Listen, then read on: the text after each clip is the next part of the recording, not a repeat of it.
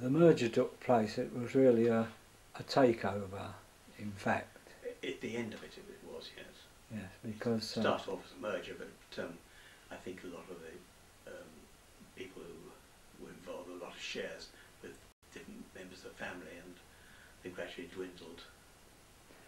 And so the holding wasn't so great. The Barratts were up in Sheffield, and gradually over the years they started moving things from... about 2 years to move all the plant up from Green to, and from Royston to Sheffield.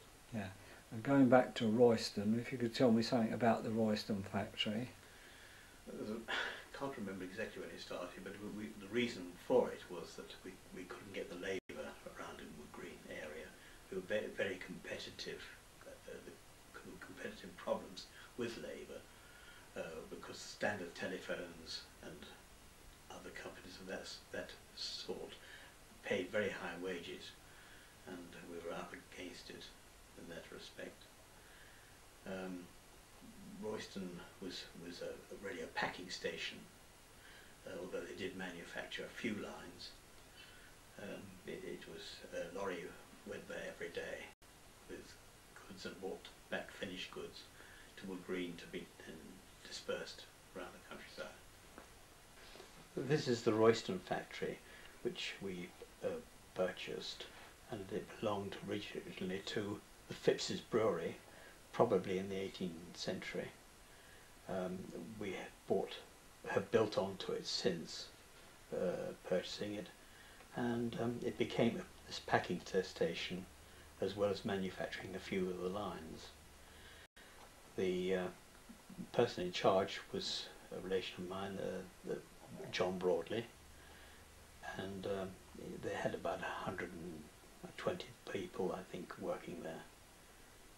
Bought a factory in Scotland, also partly for the same reason, to put also for help distributing goods up in that part of the world. It had about 300, as far as I know, people working there, and it was run by Jimmy Bates, who had been with us for many years, and he had spent a lot of time studying confectionery and was extremely intelligent man, and then took over the latter days of closing down the factory at Wood Green.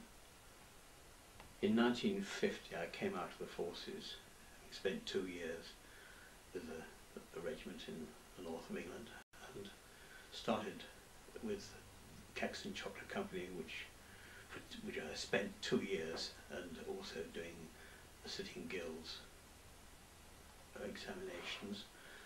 And then I went over to the main factory, to Barratt's, about 2 years afterwards, from 1952 till I retired, having not wishing to go to the north, to the Midlands, to work at Sheffield, as my father was dying.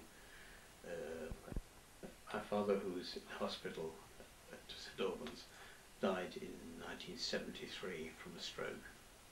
The Caxton company was run by Kurt Lawton, who was changed his name from Lewandowski. They made chocolate in Germany under the name of Venetia, and they fled the country because they were Polish Jews, and we set them up with this part of the factory to make chocolate, and also using some of our staff to get them started.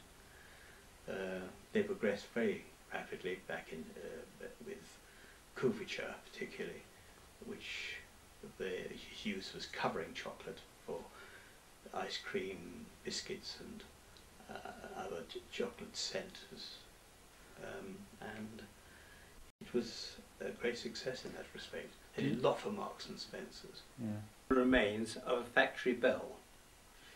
It was from one of the factory buildings in 1899. Fire was due to open fires used at that time.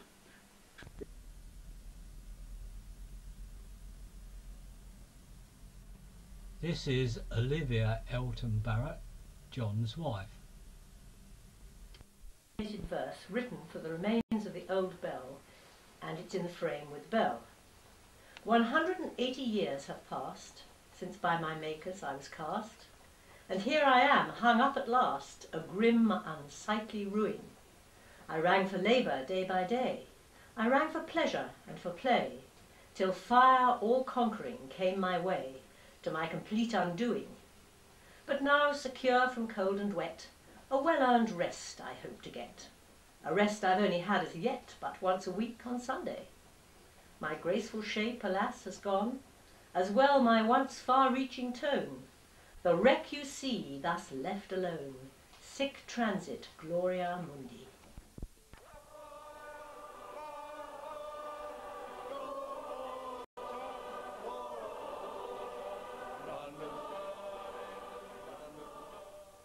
Barratt's Auxiliary Fire Brigade was possibly formed after the big fire in 1899.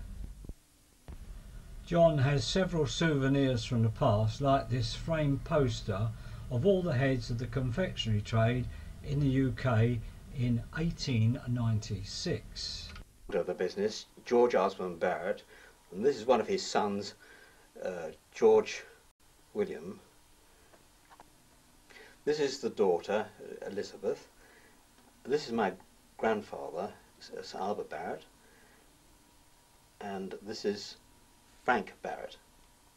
This is Stanley Matron of Badgers and Company. This is R.S. Murray of Murray and Company of Murray Mint fame. This is S.M. Johnson of Barratts. They were the company that amalgamated with Barratts at a later time. This is J. Mackintosh of Halifax. This is 107 Lovells of Tottenham. This is at 110 C.R. Maynard. This is Mr. Sharp of Sharp's Toffees. This is my grandfather's coat of arms when he was knighted in 1922. An etching of Totteridge Park where Sir Albert lived. He was chairman of Barratt's from 1911 to 1921 and would drive a pair in hand daily to the factory at Wood Green, which is about 5 miles away. Earlier on in the film you saw him with a group photograph of workers at Totteridge Park. Once a year he would invite all the workforce to his ground to a very large garden party, and he laid on all sorts of amusements for them. This is John in his younger days in the 1960s. The man in the kilt next to him is Gordon Weir, Barratt's chemist. The man on his right is Jimmy Bates, who has already been mentioned. Next to him is Vic Gray, the assistant company secretary. Then Jack Easton, the company secretary. This is John's father, Stanley Barratt. This picture was taken at the Ritz Edmonton, I might add. Barratt's had a fully equipped dental surgery with a qualified dentist calling once a week. And here is Charlie Creswell, the transport manager, looking a bit down in the mouth. They also had a chiropodist calling twice a week, and there was also a state registered nurse working full time to deal with any emergencies, plus a well equipped surgery with a doctor calling once a week. The canteen for the workers was on the first floor. John and his wife upgraded the hot plate ring system to a bain-marie system. At the end of the canteen was a stage where shows were put on.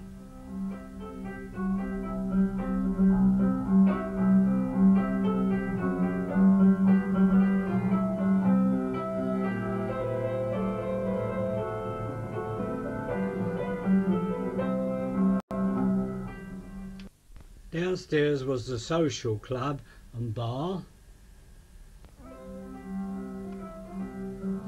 A party of Barratt's workers going on their annual outing. possibly in the 1950s. Do you recognise anyone here?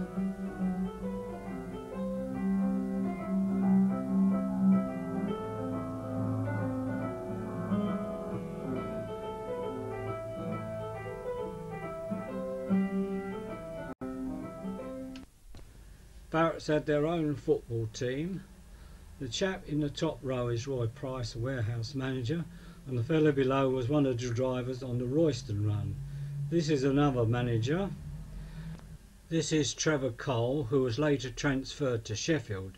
Not Sheffield Wednesday, but Barratts of Sheffield. They also had a rifle club that met in an old wartime underground air raid shelter in the park opposite. Which brings us to this lovely Edwardian postcard, which has connections with rifles. Barratt's put money into a new venture in Birmingham, with John Esser being the brains of this undertaking. This picture taken at Bisley in 1907. The first rifle they produced was something like a Lee Enfield with cartridges for 5 shells. And then they ventured into an automatic rifle, something like a Tommy gun. George and Frank Barratt ensured John Esser's life from 1906 to 1914, and you can see by the amount they paid in premiums it was not a very good return for their money. By 1914 they'd paid in over £4,000. I think the man in the Homburg is George Barratt. It's strange to think that in World War II, Barratts with their Annecy balls were helping the war effort, using it as a secret weapon. They were used on limpet mines to slow up the fuse as seawater and corrosion on ship's bottom was causing them to go off too soon.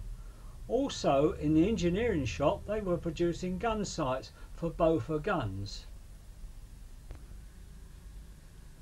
We shall now have a look around inside some of the various departments that produced over 200 different lines and novelties.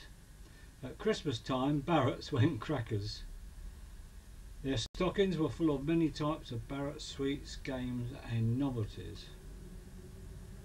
One of their special products was called the Village Store, and here you can see girls on an assembly line putting in items on a box as it goes past them on a conveyor belt, with the girl at the end closing the box. This is a Low and Duff machine for making mince. The sweet cigarette packing department, these were always a favourite with children. Confectionery bananas, and going through a chocolate aerobing machine. And here they are being cooled down. A mountain high pile of Barratt's famous mixtures. These were a very good export product. Quality and taste control. Girls were taken off the factory floor to taste their own products and write down their comments. The caramel and toffee department.